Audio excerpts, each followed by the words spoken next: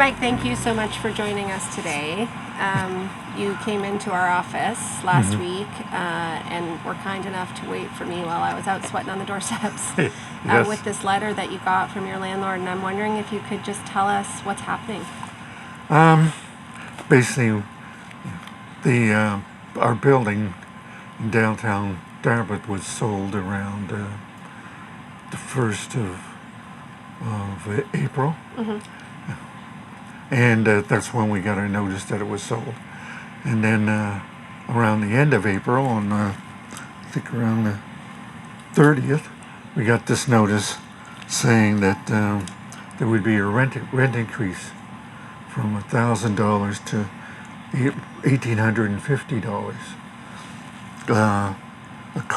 plus $150 increase for parking. So 100% increase. Yes, yeah, basically 100% increase in rent. Now that, of course, is depending on the COVID restrictions being rescinded. Right. And of course, my roommate and I, were quite shocked about receiving this. And yes, we were expecting some sort of rent increase because new owners. And but that was really Yeah. something making us sit down and talk about where we would live, because we're both on fixed pensions. Yeah. So really, we can't afford that kind of increase in rent. And so we started looking around and finding that most of the two-bedroom apartments are well over $1,200-$1,300, and with a few exceptions because of areas of the city. So we had to decide what we were going to do. And Yeah.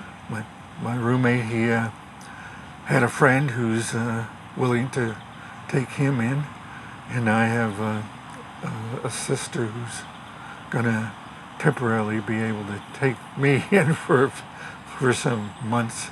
I've applied for seniors housing, so hopefully that'll come one time or another. Yeah. And how long did you live in that apartment, Mike? I lived in that building for about 25 years with my late roommate and partner. Yeah. I just in the letter, it's so clear the way it says it. Yes. That the temporary rent control is in place. Yep. But this $850 increase will be applicable on the first day of the first month when the temporary rent control is lifted. And it really speaks to what we hear so many people saying, that they're really scared about what's going to happen when the temporary rent control is lifted. I guess you're really in the same position. Yes, and even my neighbors in the apartment building, they're all scrambling looking for affordable housing, and they're finding it hard to do so. Yeah. Yeah. Well, in Claudia's MLA office and in my office and others that we are aware of, it's when people have letters like this, they quite often bring them to the MLA, and one of the most common things I find people say is, they're not allowed to do this, are they? And we have to say that